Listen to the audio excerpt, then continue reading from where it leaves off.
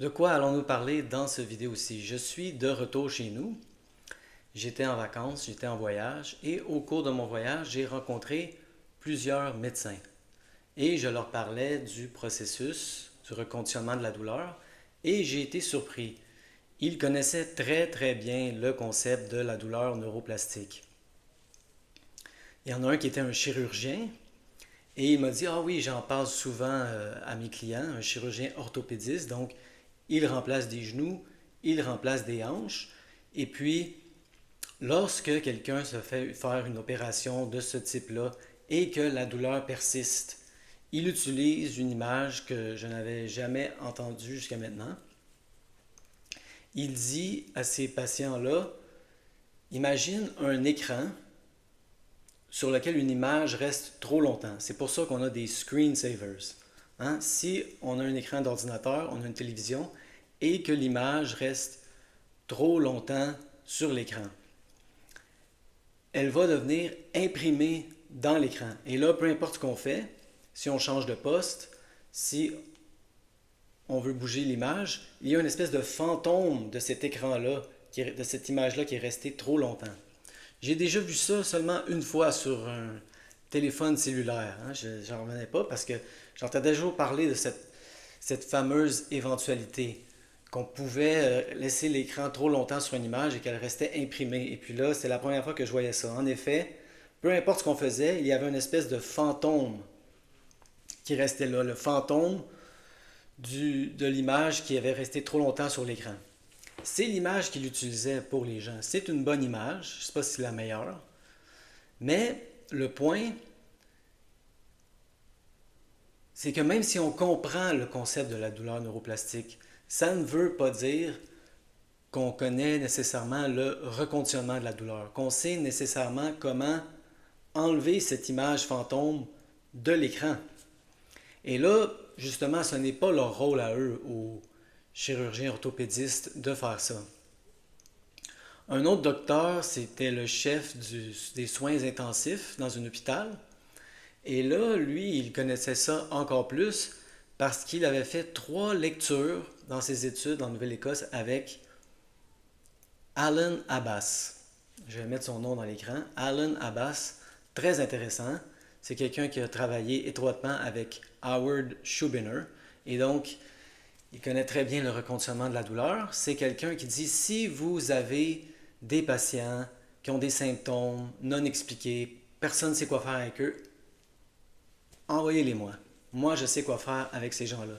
Et donc, il était très familier avec le concept de la douleur neuroplastique. Mais encore une fois, il m'expliquait que quand il voyait des patients vides comme ça, hein, c'est urgent, c'est les soins intensifs, c'est l'urgence, ils n'ont pas le temps nécessairement de leur expliquer ce qui se passe. Et tout ça, ça me faisait réfléchir à qu'est-ce qu'est le reconditionnement de la douleur, pourquoi ça fonctionne.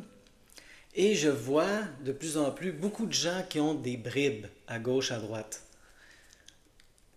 Mais malheureusement, une bribe ne suffit pas. Il faut avoir la recette complète. Donc, qu'est-ce que la recette complète? Si on te dit, tu as de la douleur neuroplastique et que tu acceptes cette information, tu comprends, peut-être pas encore très bien, mais tu comprends le concept. Est-ce que c'est assez? Non, il faut connaître le processus du reconditionnement de la douleur. D'un autre côté, j'ai déjà vu des groupes de méditation qui comprennent très bien le repérage somatique. Ils comprennent très bien le fait qu'il faut accepter la douleur sans la juger, sans vouloir s'en débarrasser, juste être curieux avec les sensations. Hein, on va dans les sensations sans les juger. Ah, tiens, on n'appelle pas ça de la douleur, c'est des sensations. Et ils comprennent très bien ce concept-là. Mais en tout cas, à ceux que j'ai parlé, ils ne comprenaient pas vraiment bien le concept de la douleur neuroplastique. Ils concevaient encore leur douleur comme quelque chose de physique. Ils acceptaient les douleurs de leur corps au lieu de comprendre que c'était une erreur du cerveau. Donc, pour que ça fonctionne, il faut vraiment avoir la recette complète, il faut avoir l'image complète, c'est-à-dire comprendre c'est quoi la douleur neuroplastique, et vous pouvez aller voir mon vidéo douleur neuroplastique pour savoir si c'est votre cas, si votre douleur est neuroplastique. Et aussi comprendre le reconditionnement de la douleur. Ce n'est pas assez de juste ah ok, savoir ma douleur est neuroplastique. Et là, quoi, elle s'effacerait sur le champ. Non, il y a un processus. Donc c'était ça le message du vidéo. Les docteurs sont de plus en plus au courant. Les jeunes docteurs savent c'est quoi la douleur neuroplastique parce que c'est ça que les études en neurosciences nous démontrent. C'est vraiment de plus en plus connu. Les jeunes docteurs sont au courant, mais ils ne connaissent pas nécessairement le reconditionnement de la douleur. Et donc, vous êtes sur la bonne chaîne parce que moi, j'en parle. Donc, vous allez pouvoir faire le reconditionnement de la douleur. Mais le but du vidéo était vraiment de dire que oui, en effet, ces connaissances-là sont de plus en plus répandues dans le monde médical. Les docteurs sont au courant de la douleur neuroplastique et je vois que de plus en plus, ils vont être au courant du reconditionnement de la douleur.